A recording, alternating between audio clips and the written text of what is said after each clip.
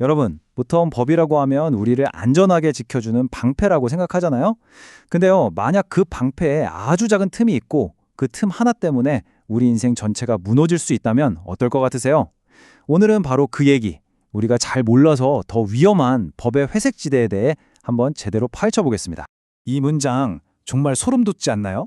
무죄 판결을 받아도 당신의 인생은 망가질 수 있다. 이게 그냥 하는 말이 아니에요. 진짜 현실입니다.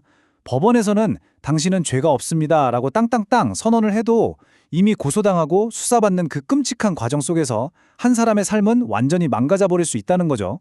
바로 여기서부터 모든 문제가 시작되는 겁니다. 자, 이 도미노 사진 좀 보세요.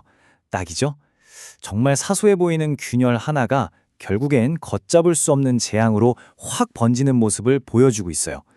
우리의 작은 실수가 거대한 법적 문제로 이어지는 과정이 바로 이렇다는 겁니다. 근데 여기서 진짜 중요한 게 있어요. 바로 저기 보이는 스탑 표지판. 맞아요.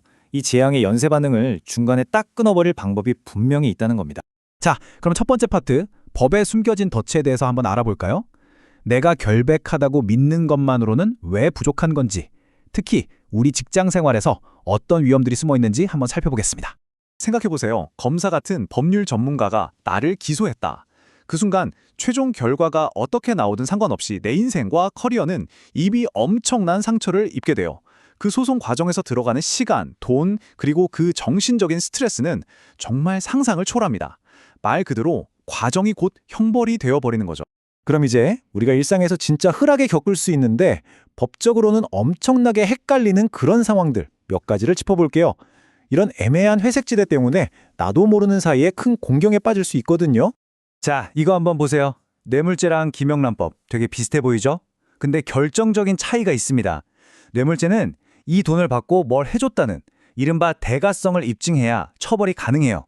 하지만 김영란법은 공직자가 그냥 특정 금액 이상을 받기만 해도 대가성이 있든 없든 상관없이 처벌받을 수 있다는 겁니다. 이 작은 차이를 모르면 정말 큰일 나는 거죠. 이것도 정말 헷갈리는 부분인데요. 한번 볼까요? 동료가 위험해 보여서 사다리를 잡아주다가 안타깝게 사고가 났어요. 이건 선의의 행동으로 볼 수 있습니다. 근데 내가 스마트폰 보느라 정신 팔려서 사고를 냈다면 그건 업무상 과실치사가 될 수 있는 거예요. 보세요. 결과는 똑같이 사고가 났는데 법은 당신의 의도가 뭐였냐를 따져 묻는다는 거죠. 정말 중요합니다. 아, 이 그림이 정말 모든 걸 말해주네요. 보세요. 커피 한 잔 값, 이 정도 소액은 괜찮겠지? 하고 회사 돈을 계속해서 개인적으로 쓰면 어떻게 될까요? 결국 저 돼지 저금통이 깨지듯 모든 게 드러나고 법의 심판을 받게 되는 거죠. 이게 바로 업무상 횡령입니다.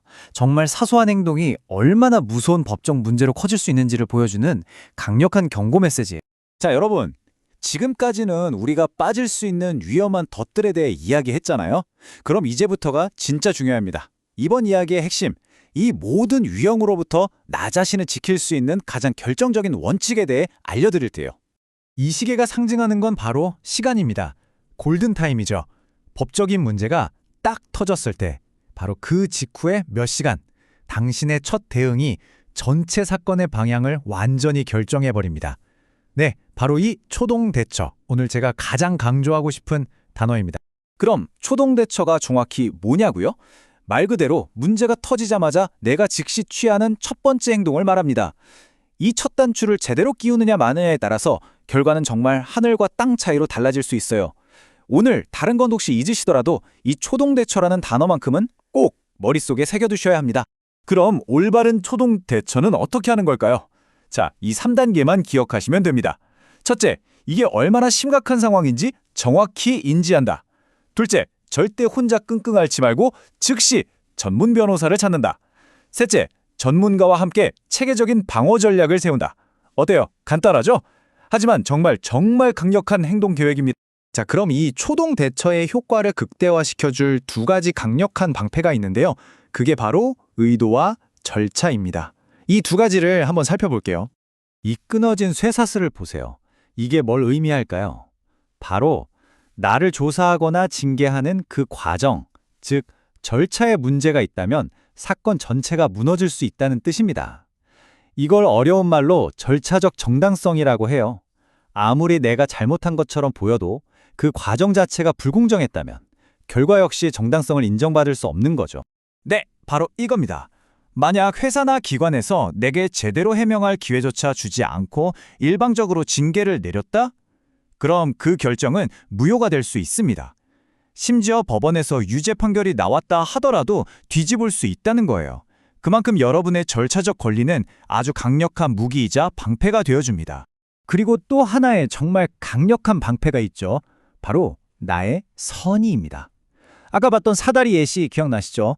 누군가를 도우려는 좋은 마음으로 한 행동은 설령 안 좋은 결과가 나왔더라도 법적으로 처벌하지 않는다는 원칙입니다. 응급 상황에서 심폐소생술 하다가 갈비뼈를 다치게 한 경우도 마찬가지예요.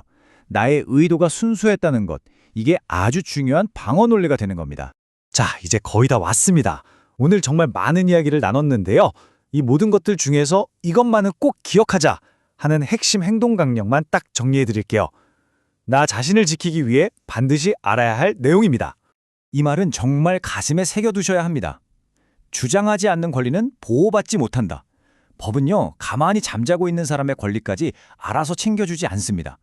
내가 직접 이건 내 권리입니다 라고 목소리를 내야만 비로소 움직여요.